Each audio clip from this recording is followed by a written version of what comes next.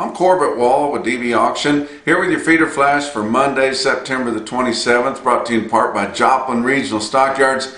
Average run here on this Monday, regular feeder cattle sale of 5,000 head. They'll be getting started early and get done before it gets too hot. You look at their schedule and their calendar, they've got the special cow and bull sale coming up here next Wednesday, October the 6th. They'll start at 4:30 in the afternoon. They always have a good run. If you want to get to visit with some of those guys and you're in the area, they also support the Ozarks Fall Farm Fest, and that's going to be happening this weekend. They'll have a big booth set up and talk with Mark Harmon and some of the guys about some marketing options on your cattle.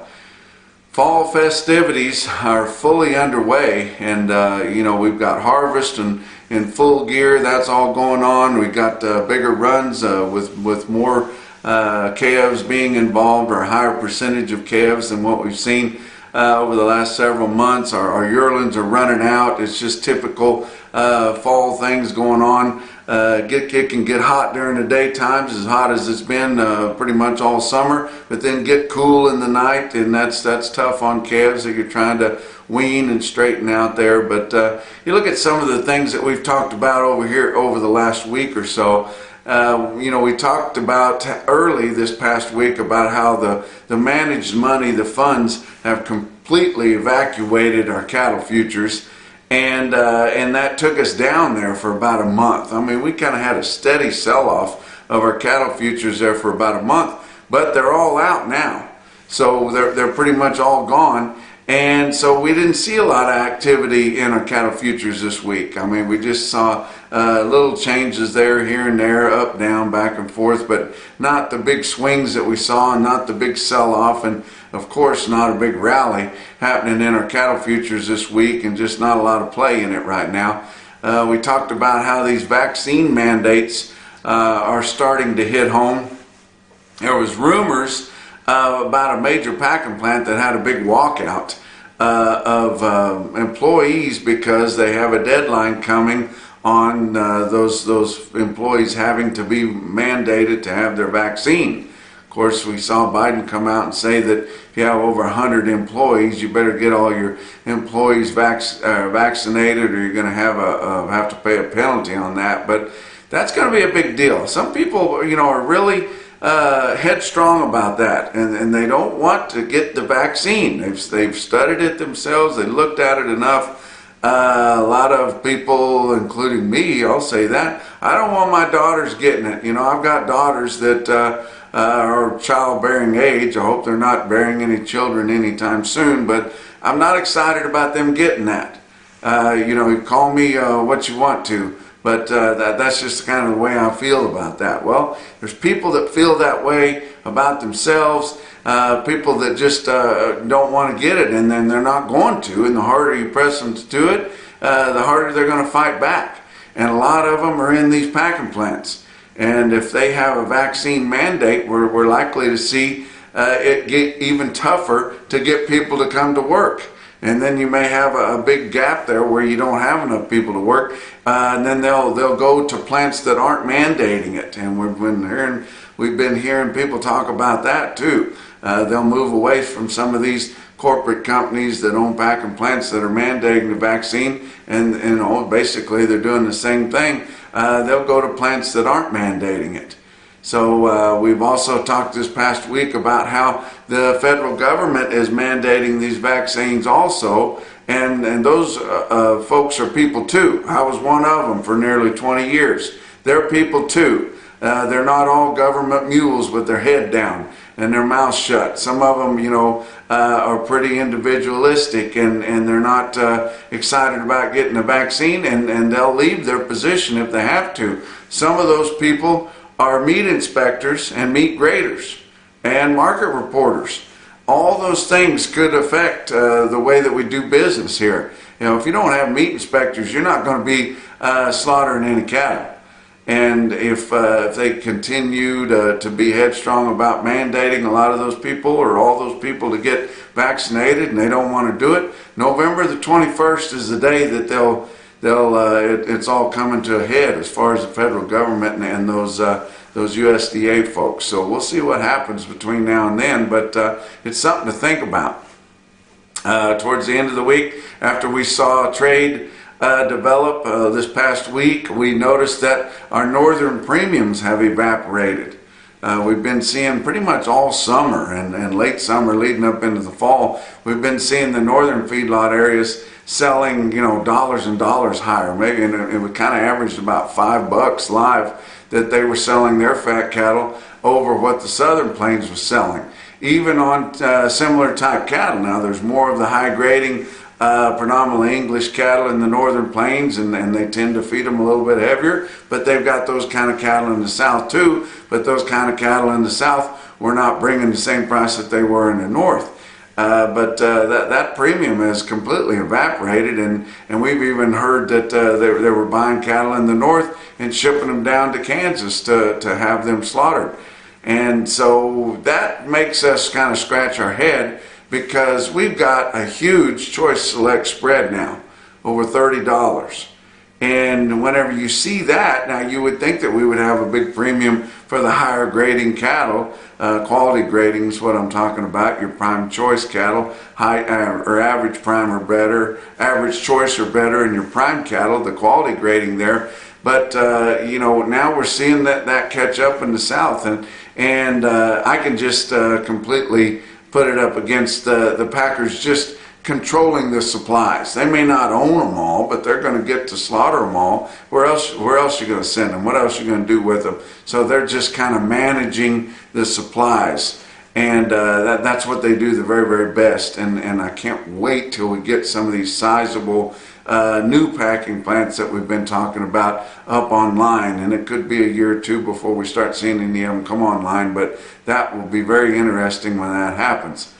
Let's talk about your board for the week. Last week, October live cattle futures, Monday was down 2, and I told you we didn't see a whole lot of activity or change in your cattle futures, and we sure did, and you can see it by this. October live cattle, Monday was down 2 cents, Tuesday down 32, Wednesday was up 82. That was a big move, which is nothing in these days and times. Thursday was down a nickel, and Friday down 30 cents, with October live cattle futures ending the week at 122.92, up 12 cents for the week. December ended the week at 128.15, so a pretty good premium to what we have on our October, which is a spot, and that was up 63 cents for the week. September feeder cattle, and I realize there's not a lot of play in that, but it still makes a difference, and it's just trying to get in groove with your index levels here as it will end this week or go off the board this week. But Monday was up 12 cents, Tuesday down 15, Wednesday down a nickel, Thursday up a dime, Friday down 27 cents. September feeder cattle ended the week at 154.62. That was down a quarter for the week. October ended the week at 157.35, up 95. We're not going to have very many yearlings to bring that 157.35 average up through your 12 states based on an 800-pound steer. So some of these big calves, you could start bringing some better money as we move forward. Your fat cattle trade through Thursday of last week, 53,100 head, disappointing again, but we really don't have any hope for anything better until we get a minimum negotiated trade mandate put through. But very disappointing, but that's the only market that we really have a feel for, is that little dab of negotiated cash trade. Your live sales of steers and heifers this past week ranged from 120 to 125 in your 5-area feeding region. That was $2 to $3 lower as a spread. But your weighted average on live steers through Thursday of last week, and it's not going to change much at all because we didn't have hardly any trade on Friday, 123.64, and that was less than 50 cents lower. So, I mean, it was pretty close to steady on the weighted average, even though our spread was lower and we just didn't see any big prices in there. Your dress sales last week, steers and heifers, 193 to 198. That was $2 to $3 lower. But your weighted average on dressed steers, 196.46, and that was around $2 lower there. Friday, I told you we didn't have any trade, less than 100 in Iowa confirmed on Friday, 13,400 head for the week. The only price we saw on Friday was 194. dressed. That was kind of at the bottom end of the spread last week.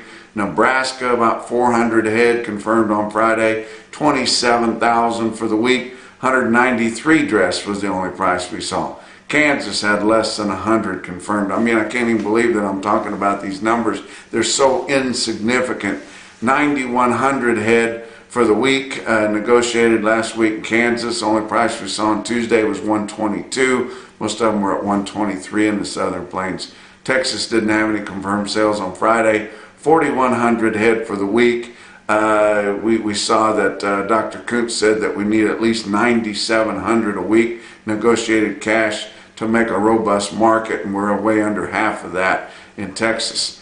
Box beef cutout values lower. They continue to fall, but they had those so overpriced pretty most of the summer there that they continue to fall, and they continue to fall, but they're still pretty handsome in comparison to what they're giving for fat cattle. But your weighted average on all of last week's sales on choice cuts, 308.75, down 11.47 compared to the weighted average from the previous week. All of last week's sales on select cuts had a weighted average price 276.76. That was down 8.58 compared to the end of the previous week.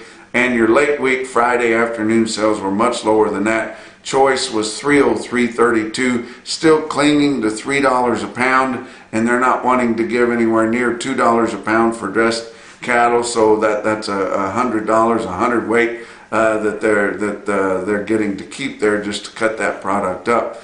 Your selects ended the week at 274.53. Pretty good movement last week, 704 loads. That's a lot more than we saw all summer long, and they're selling more product up front here on the spot market. Your slaughter for last week was disappointing. This all sounds disappointing. 641,000 for the week last week. That was down 16,000 from the previous week, down 14,000 from the same week a year ago. Interesting thing there, year-to-date cattle slaughter is up 3.5% so far for the year. Your hog slaughter is down 1.8% so far for the year. What else is going on? Here tonight, Monday night, the Haskell Vet Clinic and Spitzer Animal Health is having me down to Haskell, Texas at the Civic Center there to give a presentation on the situation in the cattle business right now. And so that's a pretty well received presentation. You can still come if you guys are in the area. Come to Haskell, Texas. It's from 6:30 to 8 o'clock. And we hope to see a lot of you guys there. I'm looking forward to meeting a lot of new friends there. And that's going to happen here tonight, Monday night, the 27th. Talk about your feeder cattle auctions late last week. Your real-time index on DV auction based on an 800-pound steer ended the week at 152.19. That was down 34 cents for the week, so we didn't see a lot of change there. Not seeing a lot of yearlings. When we do see yearlings, they'll still bring a big price, but we see big calves, and they're kind of pulling that down, and then it's just kind of settled right in there, just a little over 150 there. But some of your big sales late last week, St. Onge Livestock, that's in St. Onge, South Dakota. Way out there in western South Dakota. That's my buddy Justin Tupper. He had a big sale on Friday, and then he had a big cow sale on Saturday. But look at these strings of 4-weight calves. These are ranch raised calves right there local, and all weighing in the 4s and bringing a pretty decent price. As good as they sell anywhere, but it still doesn't sound all that high as what yearlings have been bringing and what they're promised to bring, next year. And I think a guy could lock in that through a livestock risk protection there, and you make pretty good money. Those calves would be just perfect to turn out on wheat. Yes, you're going to have to shut them up for 30 days or so, unless you're a real good cowboy and you can stick a rope on them pretty easy. You can straighten them up on the wheat, but most guys are going to have to put them in some kind of a yard, growing yard, preconditioning yard there for 30 days at least. But those cattle will make money if you can keep them alive, and the quality would be outstanding. But these strings of 4-weight steer calves there in St. Onge, South Dakota on Friday bring from $189.50 to $205. Did have a stick out deal on there weighing in the fives. 109 head of 526 pound steers bring $191. I thought that was pretty good. A market that I've never talked about because I never heard of it, in a little bitty burg that's hard to pronounce. But I had a feeder flash gang member send me some information from the United Producers Barn in Gallipolis, Ohio. And on Saturday, they had a pretty good feeder cattle auction there. He gave me some quotes out of there. And I've been telling you guys that eastern corn belt's where the best corn is at. And those farmer feeders over in that part of the country have been the most aggressive on buying some feeder cattle once they've gotten into this harvest. But they had a load of steers right off grass, weighed 835, bring 155.40. That's a long ways from your 5-area feeding region. How about Montana Livestock Auction in Ramsey, Montana? They sold some big feeding steers pretty darn good out there too. 78 head, 832 pound steers bring $156. And then Edina, Missouri, and that's working up towards that eastern corn belt too. That's way up in that northeastern corner. Edina Livestock sold 61 head, 889 pound steers at $154.25. But the best quote that I saw anywhere late last week or over the weekend was out of Burwell, Nebraska at Burwell Livestock Market. They sold 175 head of 1,008 pound steers, bring $151.50. That's your feeder flash for Monday.